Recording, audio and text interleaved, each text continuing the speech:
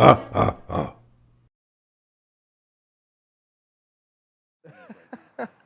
far, what has been the biggest curveball that Tim has thrown you? The biggest curveball that Tim has thrown at me so far is the electric motors. Going electric. We were headed one direction with the 351 and the tranny, and we knew where we were going, so we built the chassis, we built the suspension for it, and yeah, somewhere along the line, Well, I saw an electric motor when I used to race slot cars. There's something cool about them, and you take them apart, and they're real simple. And when they got big, I was never that interested. I looked at the Tesla at an event at the Peterson. It's a museum in Los Angeles here, and there's nothing interesting about it. Their motors are attached to the actual rear wheels, so you never really saw them. But there was a picture of a Jaguar that I think that Princess Harry or Princess Charles or one of the princesses and Meghan or Merkel or somebody got married in England of a big nature. They wore crowns. Anyway, they drove away in a Jaguar, an XK type, and I have one of those. And they took the 6-cylinder out and put an electric motor in it. And I said, wow. And it wasn't the environmental side, although I want a clean environment for my daughters, just like anybody else. But it was so cool looking. And I said, what if we could get that space, put it in the space there? And so we've now, as he said, the curveball was, believe me, this has been more of a headache than you can't imagine. Because people that make V8s have been doing V8s for a long time. Yeah, V8's easy, all day long. Boom, a crate, guy shows up. So we're trying to put that framework on electric motor people, and the electric motor people are a little more sensitive, a little more, you don't want to blow yourself up, and clearly there is that option. I am always living for a good explosion. Yeah. Well, these I are think that's what I explosions live for. and they'll shock you. I mean, there's a lot of power in these batteries, and they keep trying to inform us. Anyway, that's why you'll be the first to drive it. Yeah, just go ahead. Sit on top of a whole bunch of batteries. Is this safe? And he'll go, yeah, as far as I know. Have you ever done this before? No, never. This is the first time I've ever done it. There was some talk back when about putting like the cover of the motor with some filigree, like some hand etched. Are you still wanting to do some more custom hand etched designs throughout the car? If so, where? I have a very low comfort level for creative stuff in the process, because that's kind of the surprise of this thing. It's all about. So I'm glad we're doing this interview. Right. Very unhappy with that. Yeah, but I don't know how that even works out. I do a lot of process art at my studio, and don't give away your secrets. Well, I don't. Don't answer that question. Next question. I just, there's something about old school shotgun engraving. I used to sell shotguns at a store back in Michigan, and the Belgian-made shotguns. I don't know what it is about that attracts me, and watches do the same thing. If you look over vintage watches, they open up the back, and all of the gears. It's not only a gear shift, but somebody's actually designed, they've taken stuff and etched the back of a watch. I took my oldest daughter to Switzerland once, and she and I looked at a watch that took a year to make. I don't know who could afford these things, but on the back of it, it was all etched.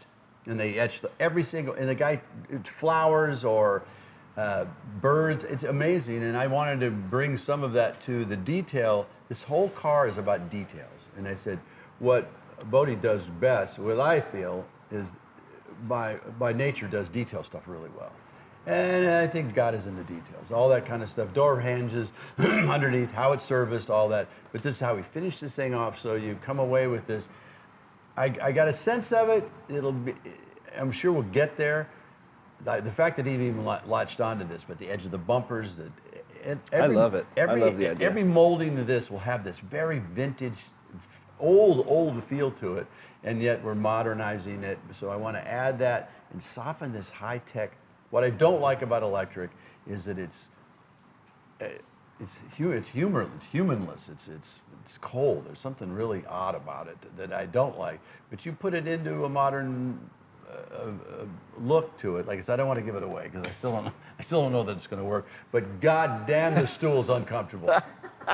You gave him the one with no padding. I got the padding. No padding. I sat there and go, Jesus. Get a little How's muddy. your ass feel? My ass feels horrible. Jesus. I can get you a pillow. Give me a fucking pillow. You want to get up and show us around the car, kind Sure. of stuff Yeah. you've been working on, and Let me fix my ass. My here. ass is falling Thing out. came out of my ass. Easy. Did you get a close up when you come up to the front end, which I didn't realize was screwed up. There's look at that. That's what you got to see. I've been sitting on that. Yeah.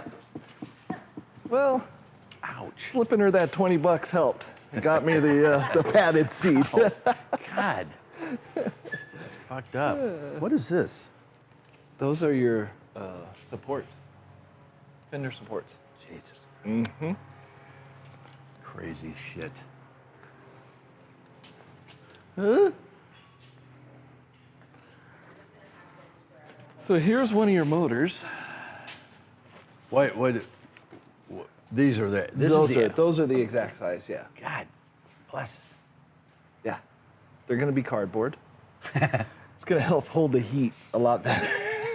That way, I figure if it burns, it's just gonna go like that. Jesus. You know, they're afraid of it burning. Well, there you go. It's just gonna. I hate to give it away, but there you go. You can see this. This is the, come in here and see that that's the actual size of the 3 electric engines, motors. Motors, yeah. Be careful. Jeez. I hate giving that away, but that's and it's gonna look badass. If electric motors can look badass. What a It does. You can- juxtaposition. I like that big word between electric engines and this thing. Yeah. No, but you can see it and get a real nice visual of it right now, right? I like it, and then what is it? The inverter has to go up here. Yeah. We'll put the inverters, the controllers. On top, and it's some yeah. sort of a box or some sort of a. Yeah. I like the way you're thinking of making it looking electric. Yeah. Does that make Yeah, sense? You want it, when you open it up, you want it to say, Startling.